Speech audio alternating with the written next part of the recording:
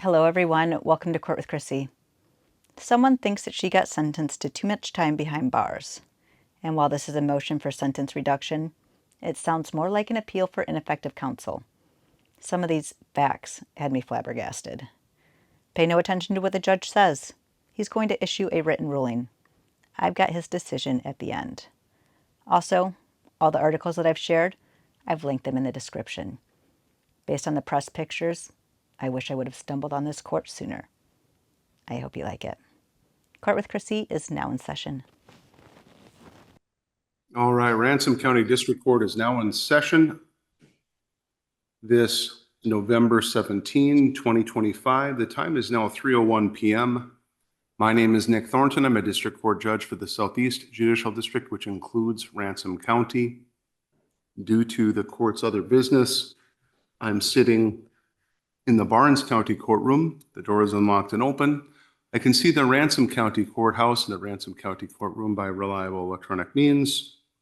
The door is unlocked and open there. The building is open and unlocked there. We are live streaming today's event on the Southeast Judicial District's live stream YouTube channel.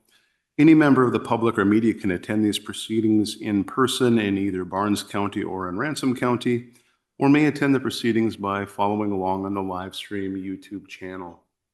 Matter on the court's docket this afternoon is State of North Dakota versus Amber Patel, 37-2024 CR 56. The court notes Attorney Fallon Kelly appears by reliable electronic means on behalf of the state. The court notes Attorney Jonathan Green appears by reliable electronic means from his office, I believe, in Wahpeton. The court notes Defendant Amber Patel appears from the Dakota Women's Correctional Center. I believe the Dakota Women's Center is in New England. She appears personally by reliable electronic means from a location separate than her attorney. This is the time and place set for a Rule 35B motion for reduction of sentence. The court notes that Ms. Patel was charged and ultimately convicted of Class A felony criminal vehicular homicide involving a motor vehicle. She pled guilty to that offense. She was also charged with DUI drugs. That charge was dismissed upon motion of the state. Following the pre-sentence investigation process, a pre-sentence investigation report was prepared. The court held a sentencing hearing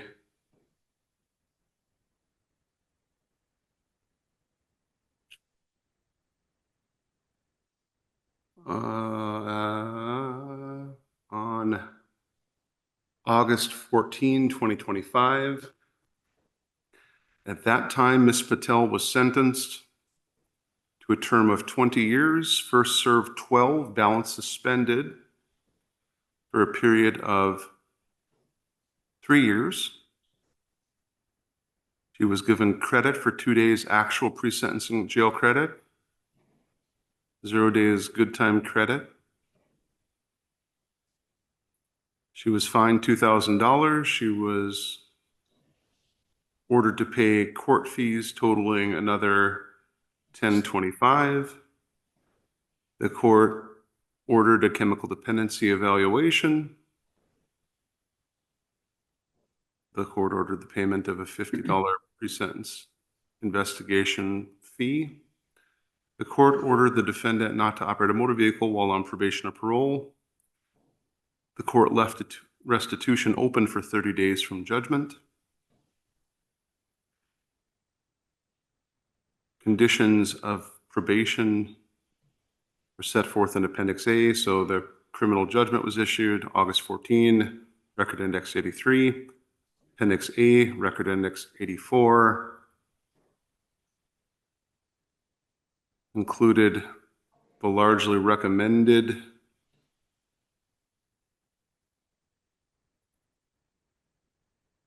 probation conditions. The court deleted condition 3B, 6, 7.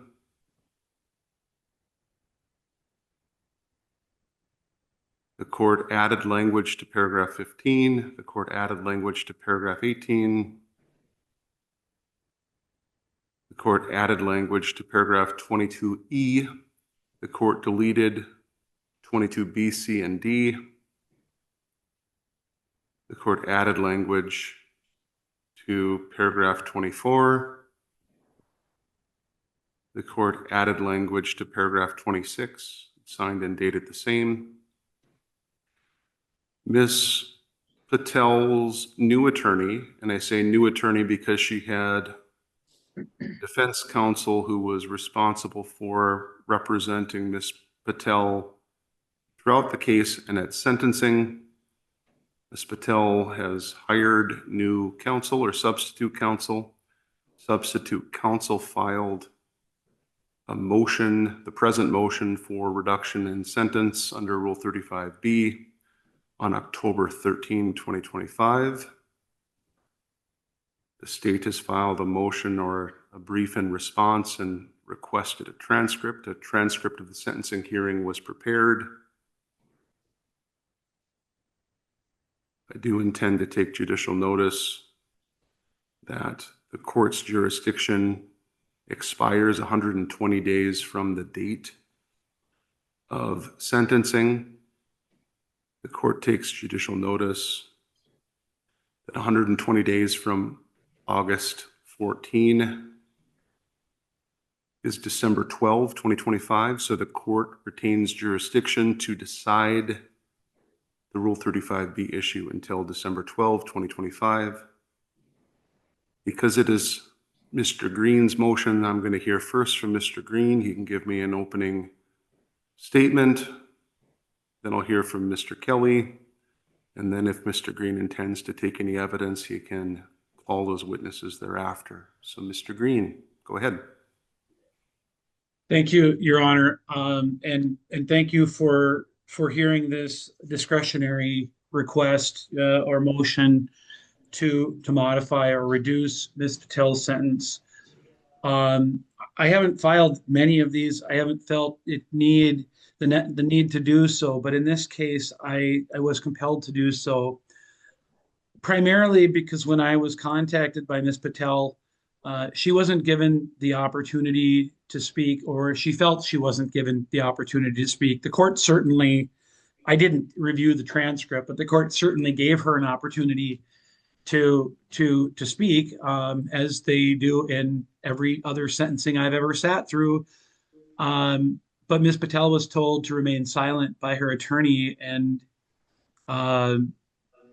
she had asked me, is there any way I can get back in front of the judge? And this was the mechanism that I decided was best to do so, and that's probably the only mechanism.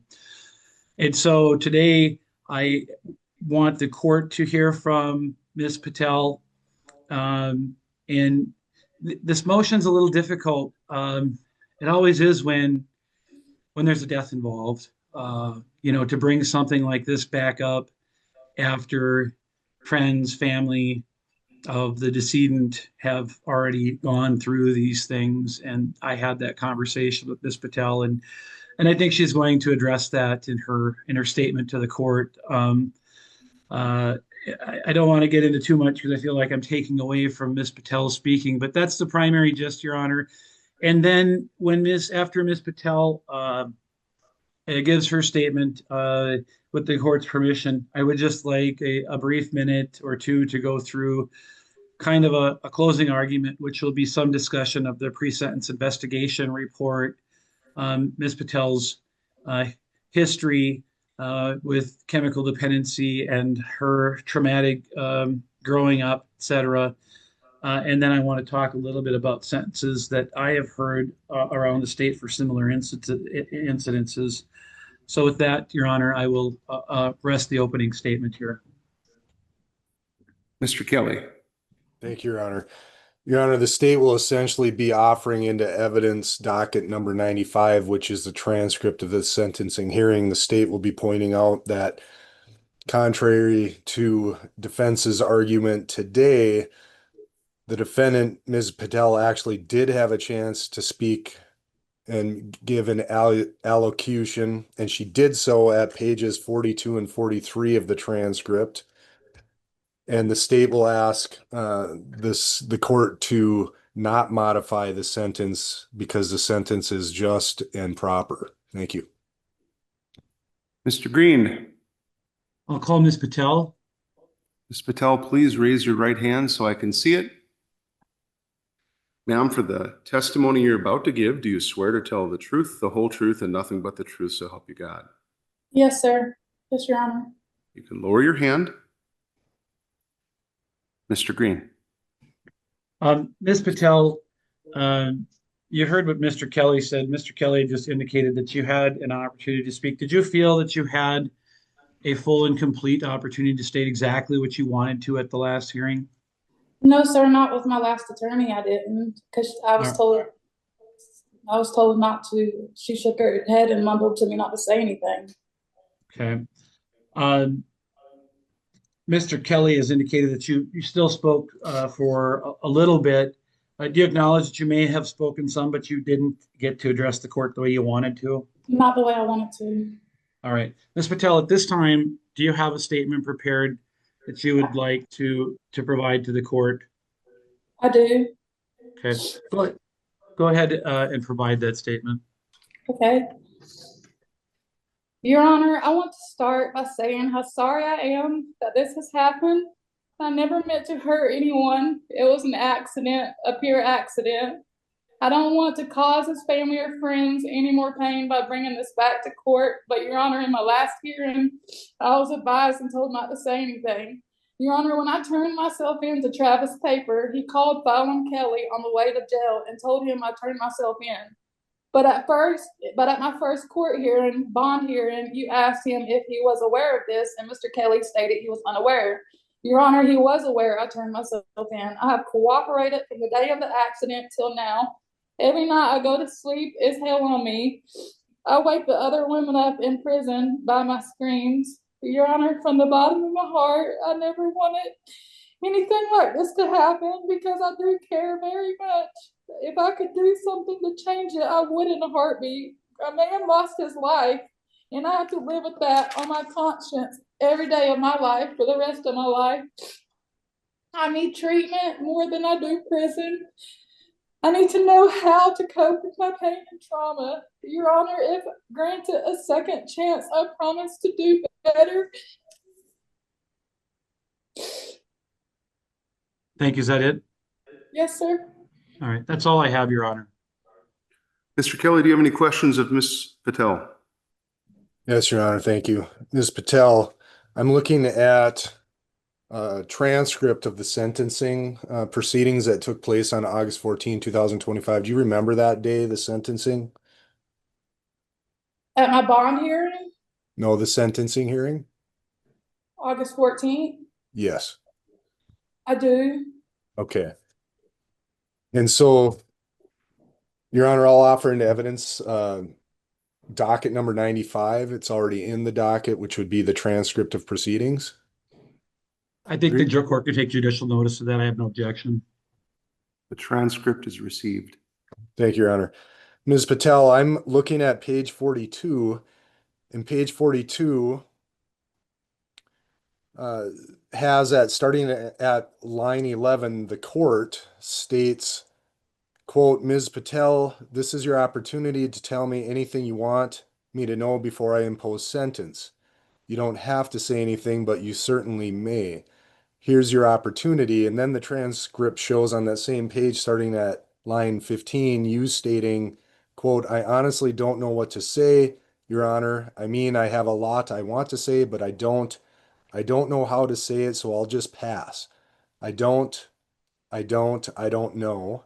Then the court, starting at line 11, states, quote, do you need to take a moment? This is the only opportunity you're going to get. So if you need a moment and you can compose yourself and give me your statement, that's fine. If you don't want to, that's fine too. And then you state, beginning at line 23 and going to the top of the next page, you state as follows, quote, Your Honor, I didn't even know I could contact the family. I didn't know I could contact them or I would have contacted them. And I understand, I do, that a man lost his life, but it's not something I planned. Then continuing on the page 43, the top of page 43, line 2, the court states, quote, "Anything else, ma'am?" To which you state at line 3, "No, sir." Do you remember that testimony? I do clearly because my attorney, Erica Chisholm, at the time told me not to say anything. She turned like this and was like, so I felt like I couldn't say anything. And you state in your affidavit at docket number 89, it's a document called a Declaration of Amber Patel in support of North Dakota Rule of Criminal Procedure 35 motion for sentence modification. That's a document, it looks like you electronically signed on October 13, 2025 in support of today's motion. And you state in part at paragraph 2, "During my sentencing hearing, the court gave me an opportunity to address the court, but on the advice of counsel, I did not." So I just got done reading some of the transcript where you actually did give a statement. So why are you saying in your affidavit that you did not give a statement? I didn't get to say what I wanted to say. Nothing further for this witness, Your Honor. Mr. Green, any follow-up?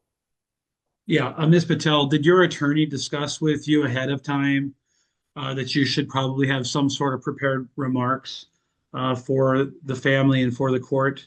No, sir. No, sir. I promise you didn't. Okay, that's all I have, Your Honor. All right, thank you. Mr. Green, any other witnesses, evidence, or testimony? No, Your Honor. Mr. Kelly, any witnesses, evidence, or testimony beyond the transcript you filed? Yes, Your Honor. The state would call Erica Chisholm. Ms. Chisholm, I'll need to see you. Ms. Chisholm, if you can please raise your right hand for me so I can see it. Ma'am, for the testimony you're about to give, do you swear to tell the truth, the whole truth, and nothing but the truth, so help you God? Yes, Your Honor. You can lower your hand. Go ahead, Mr. Kelly. Thank you, Your Honor. Ms. Chisholm, did you represent Amber Patel at her sentencing hearing on August 14, 2025? Yes, I did. And you just heard the testimony of Ms. Patel today? I did. Is any of that true as far as you advising her or shaking your head that she should not provide any kind of allocution to the court? Your Honor, I would ask that the court order me to disclose any information that may be considered attorney-client privileged. I understand that under the rules of ethics 1.6, I do have the ability to testify as to the limited information in regards to allegations concerning my representation, but to avoid the appearance of any impropriety, I would ask that the court order me to disclose that information. Before doing so, Ms. Patel, I still have you connected here. Your attorney is asking to be able to respond to your declaration, statements, and testimony concerning whether or not she gave you specific legal advice not to allocute. Do you waive the right to require Ms. Chisholm to protect that attorney-client privilege, or do you wish to assert that attorney-client privilege? I want to waive the right. Has anyone threatened you, coerced you, or made any promises to you? Can you please say that again? I'm sorry. So I'm going to state it in a little bit simpler way. Erica Chisholm wants to be able to respond to what you said, but the rules that govern attorneys prohibit her from doing so unless I order her to do so. And even if I order Ms. Chisholm to respond and testify about what she may have given you as legal advice, she is only allowed ethically to disclose information that is necessary to respond to the allegation against her. I'm asking you whether or not you waive the right or the privilege of attorney-protected confidentiality with respect to the advice that you are specifically stating Ms. Chisholm gave you about your right to allocute to the court. Do you want to waive the privilege or do you want to assert the privilege? I want to waive the privilege. I want to keep the attorney. I don't know. I want to keep it private, but at the same time, I know what happened. Ms. So, Patel, I advise you to waive it. I'll waive it. all right. And so, Ms. Patel, I want to make sure that you're making a knowing, voluntary, and intelligent choice. So has anyone threatened you? No, Forced sir. just wait. Has anyone threatened you, forced you, or coerced you, or made any promises to you in order to get you to waive your right or your privilege of confidentiality with that attorney-client privileged relationship? No, sir.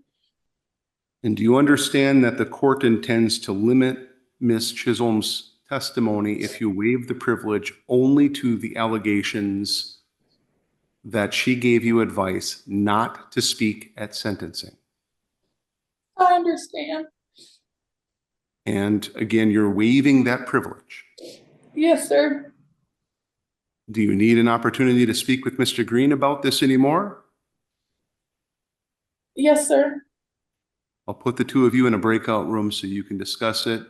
We will remain on the record while the two of you are in the breakout room, but nothing will be discussed and no testimony will be taken during that breakout period. All right, we're still on the record in State v. Patel, file 37-2024 CR56. All parties previously identified are now again present in the court's virtual courtroom. Ms. Patel, did you have an adequate opportunity to speak with Mr. Green? Ms. Patel, you're muted, so I didn't hear your response. So Ms. Patel, if you tap on the screen on the lower left-hand corner, there you go. So let me ask that question again. Ms. Patel, did you have enough time to speak with Mr. Green? Yes, sir, Your Honor. All right, and so the question I asked you before you went out into that breakout room with your attorney is whether or not you waived the attorney-client privilege with respect to Ms. Chisholm about her advice concerning sentencing. I want to waive, yes, sir, Your Honor. I want to waive all communication with Ms. Chisholm. You want to waive your right to assert the attorney-client privilege with respect to Ms. Chisholm and sentencing. Yes, sir.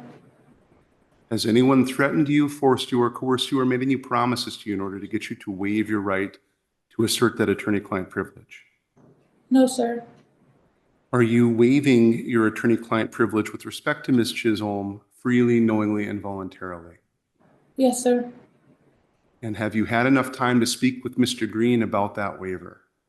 Yes, sir. Do you need any more time to speak with Mr. Green about that waiver?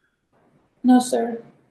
All right, and so are you asking me to order Ms. Chisholm to be able to testify in court right now about sentencing and the advice she gave you relating to sentencing? I was wanting to waive it. All right, so I am going to order Ms. Chisholm to disclose information necessary to respond to the allegation Ms. Patel levied against her concerning her advice on sentencing, in particular the right to allocution. I'm ordering Ms. Chisholm to narrowly tailor her responses as narrowly as possible to provide necessary information, but no information greater than necessary concerning the representation, in particular relating to the advice Ms. Chisholm gave or did not give to Ms. Patel on August 14, 2025, or before August 14, 2025, relating to her right to allocute to the court. Is my order specifically narrow for your purposes, Ms. Chisholm? Yes, it is, Your Honor.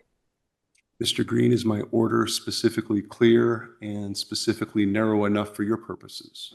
It is, Your Honor. Mr. Kelly, do you understand the scope of my order? Yes, Your Honor. All right, so I will have you ask your questions, but I would have you limit it to advice concerning sentencing and in particular, advice concerning the right to allocute, nothing more. Understood? Yes, Your Honor. Continue with your examination. Thank you, Your Honor. Ms. Chisholm, getting back to my question earlier, you heard the testimony of Ms. Patel today, November 17, 2025, correct? I did. And is it true that you advised her not to give a statement to the court at sentencing? That is not true. So just to be clear, you did not advise her to remain silent and to not give a statement at sentencing.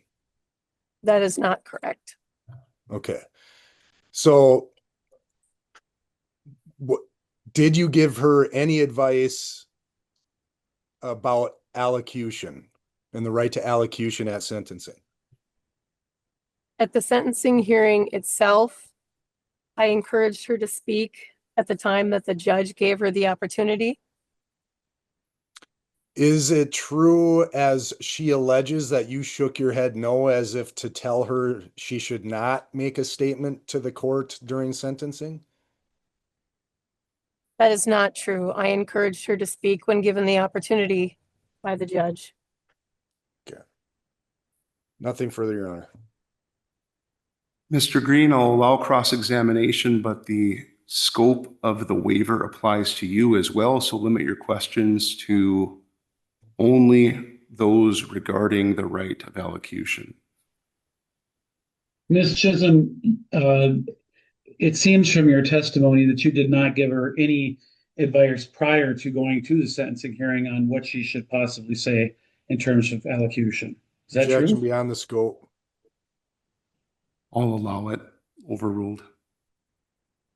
That is incorrect. I had a very lengthy conversation with Ms. Patel regarding her right to have witnesses testify at her allocution on her behalf, including family and friends, as well as her own ability to speak on her own behalf.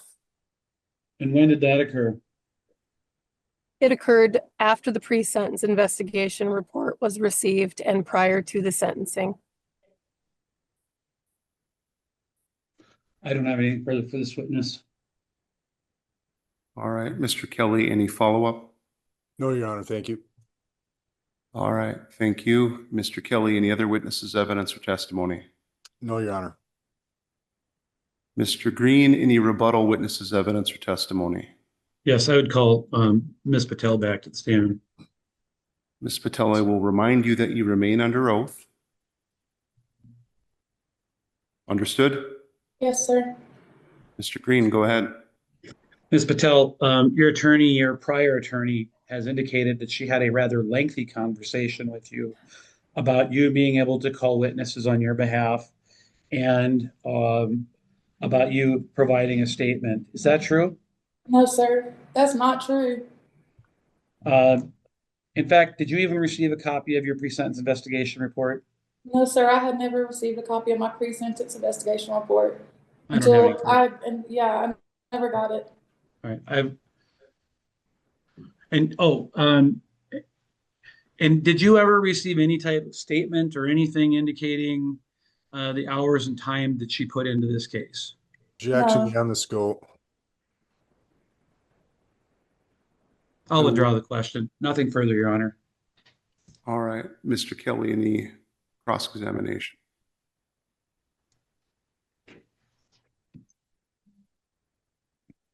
Yes, Your Honor. Thank you. Ms. Patel, did Ms. Chisholm go over any of the pre-sentence investigation points with you? No.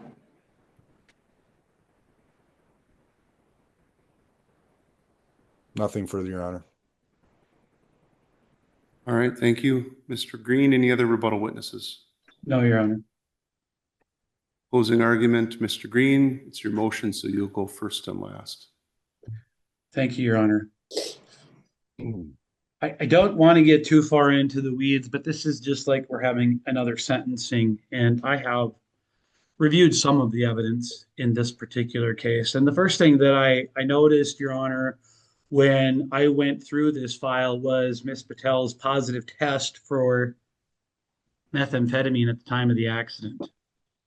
That positive methamphetamine test is lower than the cutoff point for a DOT test. So had a DOT test been administered to her, she would not have come back positive. And I'm not here today to argue the evidence. However, I think this does go to the weight of what's going on here and to sentencing. Ms. Patel's positive test comes back more consistent, at least in my opinion. And again, I'm no expert, but this court has seen many tests, as I'm sure opposing counsel has.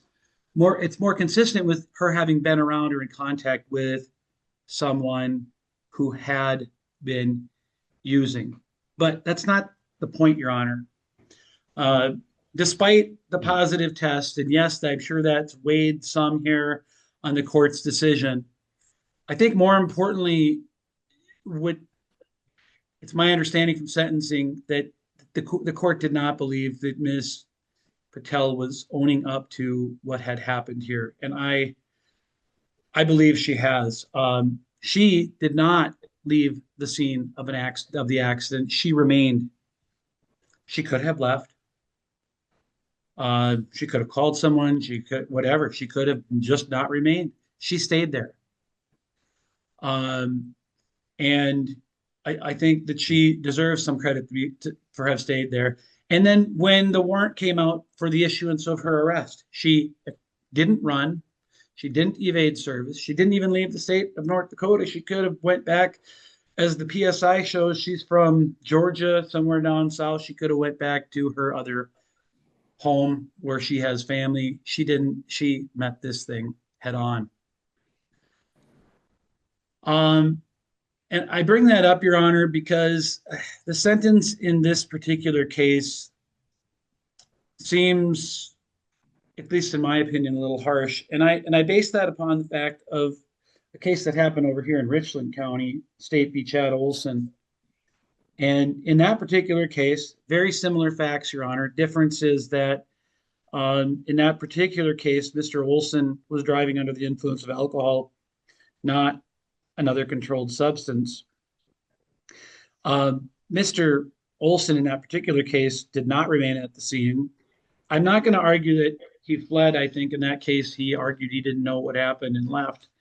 But the point is that he knew he hit something and he didn't bother to check it out. And it turns out he hit a young 20-year-old nursing student at the North Dakota State College of Science.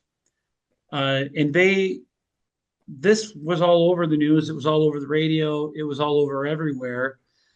And he didn't turn himself in, but law enforcement actually did their job. They investigated.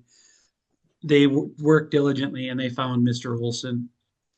In Mr. Olson's case, it's 39-2023 CR 365. He was sentenced to a term of 10 years, first to serve 5. And given probation of 3 years. He did get credit for 342 days already sat, but I will let you know that he sat most of that. My recollection is on electronic home monitoring. And then there's another case out of Fargo, and I'm not sure how applicable this one is, but I'm going to bring it up anyway, because this person ran over someone on a bicycle, didn't realize it, left the scene of the accident, and this individual was sentenced to probation. And so even just those two, the disparity is significant. But when you go from probation to a term of 20 years or 12, that's pretty significant. And so, the opposing counsel has argued that she had her day in court. I tend to believe that, or she had her opportunity to allocute, and she did, but I think she wasn't prepared or told what she should have been told. And she certainly has said that she wasn't given her pre-sentence investigation report. And in the absence of that, how do you address the court? Because the court's going to look at the pre-sentence investigation report, and that's where the court gets the bulk of its information. And I understand that there was a positive test for methamphetamine afterwards. And I can't speak for Ms. Patel, and I think I may have made a mistake when I didn't have her address that. But I can only imagine the the weight of knowing that you've taken someone's life and then having been addicted to substances in the past, you go out and use. That's not the right thing to do. But I don't think that that doesn't mean she doesn't care. I think she cares. I think that Ms. Patel is in need of treatment. I think the court knows that she's in need of treatment. I am not entirely sure whether she was using prior to the accident or not, but I do know what the tests show. And maybe she was just coming down having used from a number of days earlier, or maybe it was contact. I don't know for sure, Your Honor. But the reality is we need to look at her actions after the accident. And yes, while she did use, she remained at the scene. When there was a warrant out for her arrest, she made sure to let them know where she was at, turned herself in. These are not the actions of someone who's not willing to face accountability and to be held accountable. Again, I didn't, even though the transcript was available, I admit that I didn't read it because I didn't think it truly mattered. Because I think Ms. Patel now knows she has had an opportunity to read that pre-sentence investigation report because I requested it and I sent it to her. And so she does have to pay for what happened here, Your Honor. And there's no doubt. She's not asking for the court to give her only probation. That's not a suitable sentence. But if Mr. Olson can get sentenced 10 serve 5, and he left the scene of the accident, I certainly think the court should at least reconsider Ms. Patel's sentence. I don't even know what to ask for. I lost a brother in a car accident, and I don't want to get in my personal life, but I'm not going to. But I can only imagine what the friends and family of this gentleman who passed away on that particular day have gone through. I've lived it. I know. It was a similar scenario, but without any chemical dependency involvement. People commit accidents all the time, and people die. Ms. Patel saying it's an accident here. Again, had she had different counsel, maybe things would have gone differently. Different motions would have been filed. We don't know that. She ultimately pleaded guilty. And what happened throughout the rest of the case, I think, is subject to a different type of hearing, post-conviction relief, what have you. But for today's purposes, we're here for sentencing. And so I think this court can hold Ms. Patel accountable for what happened that day and serve justice without a 20-year sentence, serve 12 with 3 years probation. The probation is not really arguable here. I think Mr. Olson received 3 years probation. I don't know what the gentleman from Fargo received, but I think some time at the pen, at least long enough to get her through treatment while at the pen, is necessary. And I would argue that a sentence similar to what Mr. Olson received, I think Mr. Olson's sentence, and quite frankly, even as a defense attorney, might have been a hair light given the fact that he didn't remain at the scene. But I think that in this particular case, the court should consider reducing the sentence to 10 serve 5, 10 serve 3, something like that. She needs to get through treatment, and I know that to do that, the sentences have to be long enough to get her through that treatment process. And if she needs to be on longer-term probation, so be it. I think Ms. Patel could benefit from treatment, and I think she could benefit from supervision. I know that Ms. Patel took someone's life, but I don't think that putting her away for 12 years is justice in this case. I think it's a little bit too much in this case. No amount of time is going to bring that gentleman back at all. And I think she's remorseful. I think that, now that she has had an opportunity to sit in jail, she knows full well what's going on. But again, having her sit an additional 5 years above what Mr. Olson is sitting, or 7 years above what Mr. Olson is sitting, I don't think is going to make it sink in anymore. that I rest, Your Honor. Mr. Kelly. Thank you, Your Honor. Your Honor, the state would rely primarily upon docket number 95, which is the transcript of the sentencing hearing, where Your Honor gave a very detailed analysis of the pre-sentence investigation as it applied to Ms. Patel.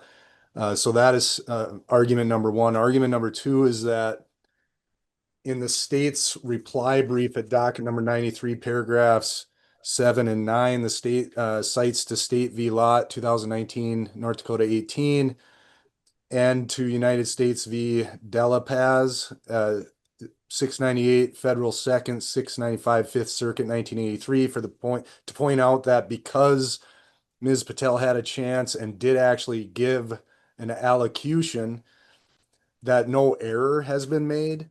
And finally, Your Honor, the state would point out that Your Honor doesn't have before Your Honor today the pre-sentence investigation reports or the transcripts of proceedings for the Olson case out of Richland County or the Fargo bicycle case that Attorney Green uses to argue for a lesser sentence in this case.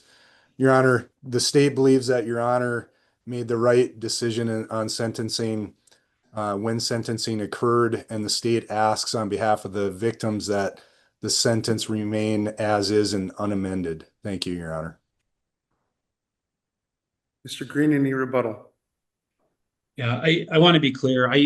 The sentence in this case, I'm not arguing that the court made a mistake here. I'm arguing that in my opinion, and in my client's opinion, the sentence is a little steep, but this court sentences are, that's left entirely up to the court. So I'm not going to say the court made any mistake. We're arguing that the sentence is a little too steep under the circumstances. And these hearings are discretionary. We are grateful that the court even gave us an opportunity to speak. If Miss Patel walks out of here with nothing more today than she was able to speak with the court, then that's what she walks out of here with. But at least she had the opportunity to do that, and she didn't feel like she had the opportunity to do that the first time. Thank you. All right. So I have a few questions that I'm going to ask, and ultimately I'll give both sides an opportunity to respond to my questions if necessary. But Mr. Green, the Olson case you cite to, I'm familiar with the facts and circumstances of that case. In this case, there was a prior conviction. It wasn't alleged to make the minimum mandatory a 10-year minimum mandatory penalty, but the court received evidence that there was a prior conviction that should have qualified for a prior DUI offense, which would have, as a result, if Mr. Kelly had alleged it, mandated a 10-year sentence in this case. A 10-year to serve sentence, not a 10-year suspended sentence, but it was a 3-year minimum mandatory penalty. The court found the 3-year penalty applied because Mr. Kelly did not allege the prior in the criminal information. But as part of the pre-sentence investigation report, in this case, there was disclosure to me of a prior DUI offense that occurred in Georgia, in which Ms. Patel was impaired by drugs at that time when she caused that accident. How does that differ from State v. Souder, where the Supreme Court upheld a 10-year sentence in that case, compared to the Olson case where there was no minimum mandatory penalty, there was no other prior DUI conviction or reckless driving conviction triggering the 10-year minimum mandatory in the Olson case? How are those two different? Is this case closer to that of the Souder case, State v. Steve Souder? And I'm intimately familiar with that one because that was my case as well as a criminal defense lawyer. The Supreme Court upheld that case and upheld that sentence. How is that? Is this case closer to Souder or is this case closer to Olson in light of Ms. Patel's prior conviction? Well, So on the one hand, it's closer to Souter in the sense that what is on the record is closer to Souter, but Mr. Olson also had priors. It just was never brought up. In fact, Mr. Olson, I think, had 2 prior DUIs. And at the time of the accident had, I don't recall if at the time of the accident, if he had a license or not even.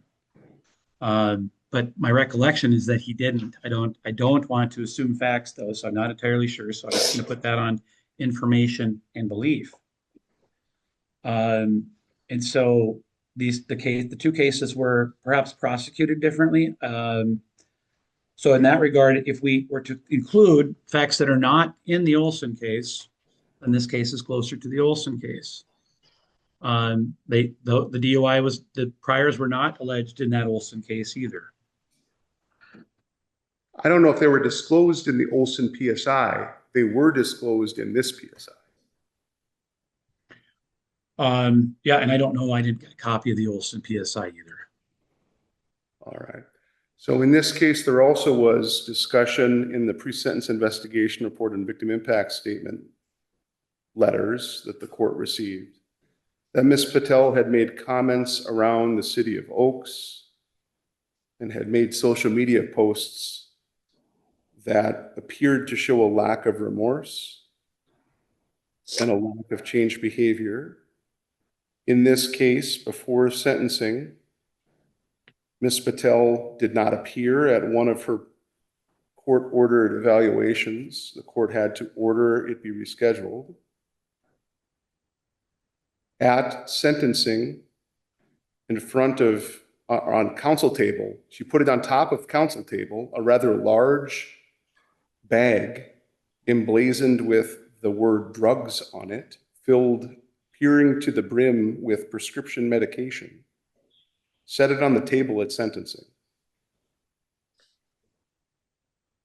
She showed up and tested positive for a number of controlled substances when she actually did appear for her evaluation, her chemical dependency assessment that was ordered as part of the pre-sentence investigation. She made comments that appeared to minimize and to rationalize her continued usage behavior throughout the pre-sentence investigation process. The pre-sentence investigation report writer wrote that she believed that Ms. Patel was not accepting responsibility and was rationalizing the behavior as an accident. Between 2022 and 2024, there were a number of driving-related incidents that the court made note of. How does it appear as though the sentence was unduly severe? So if you look at State v. Nolan and Rule 35B, the comments to it,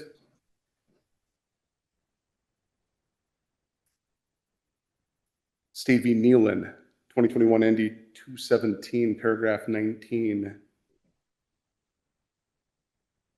How does the sentence appear unduly severe when the minimum mandatory should have been 10? The court sentenced her to the midpoint of between the minimum mandatory and the maximum penalty. The maximum probationary period is 3 years, and that's what she received.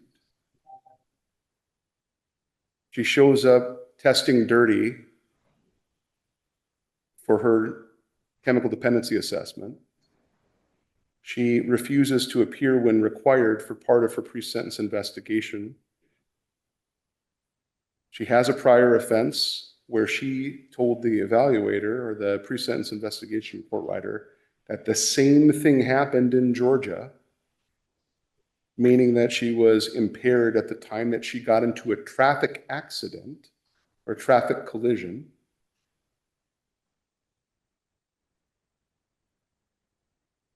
There's information in the record that she was making comments demonstrating a lack of remorse to others in the community.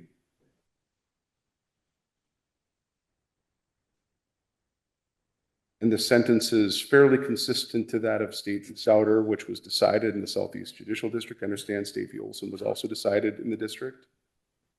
But what's the argument that the sentence here is unduly severe in light of those facts and circumstances?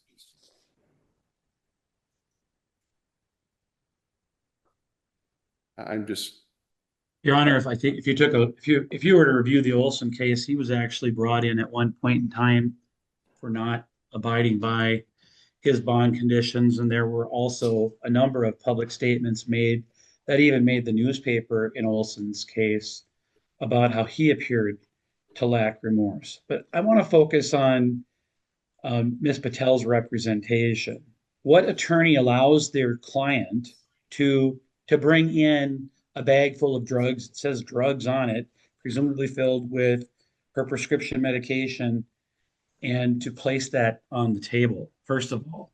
And so I think that demonstrates that she's not being counseled very well. And if she's not being counseled very well in the courtroom, one can only imagine how she's being counseled outside the courtroom, or not being counseled at all. And yeah, clearly, if you're an attorney, the first thing you tell your client is, shut up. You don't post things on Facebook. You don't do those things. Now, she did it, so we have to address that. But it shouldn't have happened if it did. And I don't think that this case is all that dissimilar from Olson, because all of these same things were argued in the Olson case. I watched it thoroughly. My law school classmate, Mark Fries, is the one who handled that case. And he had a tough case to address there, just as this case was tough. But if she's not given, you shouldn't have to be advised. I get that, Your Honor. But when she's an addict, we all know that. They don't think. They need to be told. And she's been told she's sitting for 12 years. I think that the court has brought up some legitimate reasons to perhaps have a sentence higher than 5 years. But I also think that in light of what went on in Olson, he had priors as well. They weren't alleged. But this case is not all that dissimilar to Olson. The range for this court is pretty significant in terms of where it could impose, or it can impose, sentence. And the state could have alleged the prior DUI. It didn't. And in fact, at trial, it's my understanding, or at sentencing, they didn't even request the same sentence that this court issued. The court went above both the state, and I don't even know what Ms. Chisholm asked for after I saw that the court went above what the state was requesting in this case. Any reduction in sentence here today would be a reprieve, Your Honor. But I think that Ms. Patel is going to have to hang her hat on that she did some things that she shouldn't have afterwards. But again, had she had counsel explaining to her things, and I get that she'd been through this process before, but the prior DUI was for alcohol. This one was for drugs. What's the difference? I don't know, Your Honor, if there is a difference, but certainly drugs and alcohol are different. The lasting effects of drugs can be significant, whereas with alcohol, it tends to be worn off within a relatively short period of time. And drugs can remain in your system for days. So again, if we look at she's now, pleaded guilty to this case. And as part of that was saying that she's under the influence. However, the state dismissed the DUI case. On what grounds, I don't know. It's irrelevant because I think that this criminal vehicular homicide fact pattern also contains an element in there that she was under the influence at the time. So she's acknowledged that. Whether she should have or shouldn't have is for a different day and a different hearing. But her numbers were very low. And And I think that's a significant difference from Olson, and I don't know what the numbers were in the other case, the court cited here. But I think those are some things that the court should consider when thinking about our motion for a reduction in sentence. Mr. Kelly, the question was largely directed at Mr. Green, but I said that I would give both parties an opportunity to comment on it. Any thoughts or response that you'd like to put on the record? Your Honor, I think the nature of your questions, which were apparently maybe partially rhetorical, the state agrees with the nature of the questions, and the state argues that this case is closer to Souter, and the state asks that the sentence not be modified. Thank you. All right. So ultimately, Rule 35Bs are entirely discretionary. I found that the sentence was appropriate when I issued it based on the facts and circumstances. In light of some of the testimony the court received, I'll take it under advisement and issue a written opinion. This week, I'm largely free, so it'll come out this week. I'll have time to get this out this week. So there'll be a written decision. I want to incorporate some of the transcript if I need to. And I want to look at the Olson case a little bit closer and revisit the Souter case a little bit closer. So I'll take it under advisement and I'll issue a written opinion. Like I said, it'll be out this week. Ms. Patel, what that means for you is nothing's changed for now. Stay in touch with your attorney. Your attorney will advise you whether I grant or deny the motion. If I deny the motion, you still do have other options available to you to seek relief. I'm sure Mr. Green will have advised you on those other options. You will not have the right to appeal regardless of what I decide, because Rule 35B motions are entirely discretionary. So I want to make sure that you know that, and I'm telling you that on the record. I don't have to tell you that, but I'm telling you. If I grant the motion, it's not appealable from either party. If I deny the motion, it's not appealable from either party. But Mr. Green can explain to you there are other avenues for you to seek relief if you are claiming Ms. Chisholm was ineffective in her representation of you. Mr. Green can certainly advise you on that process, but that might and is likely beyond the scope of what I'm going to decide in this motion, because that decision is appealable by both parties. So ultimately, there's another process that you might be able to take advantage of, but my opinion is not going to include a finding of ineffective assistance of counsel or the finding of effective assistance of counsel. It's not going to make a determinative finding on that either way. That's for a different proceeding if necessary. Do you have any questions, Ms. Patel? No, sir. Do you understand what I've said today? Yes, sir. Is there anything else you want to tell me before we close the record?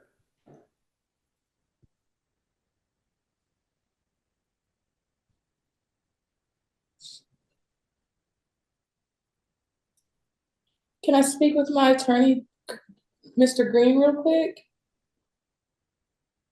We'll put you back in the breakout room.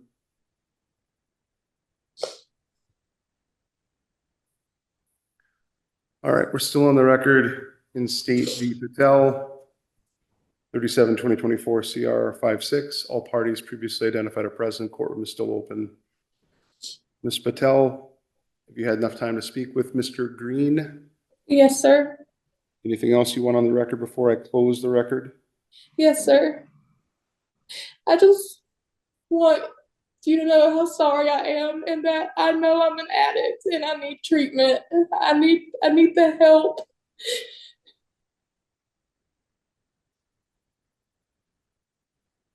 Okay. Anything else? But I'm sorry.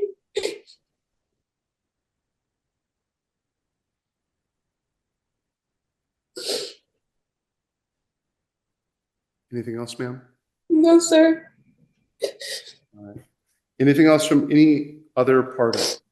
No, Your Honor. No, Your Honor, thank you. Mr. Kelly, I should have put this on the record, but I didn't. Did any victim or victim's family member or anyone who filed a victim impact statement want to speak to today's hearing, or were they given notice and opportunity to be heard? Believe they were given notice, Your Honor, of the hearing, but I'll double check with my paralegals and Abuse Resource Network, who we contract with for those services. I saw there was an ARN advocate that was connected. I don't know if that advocate is still connected. I see there is, Maya Leary is still connected, Your Honor, yes.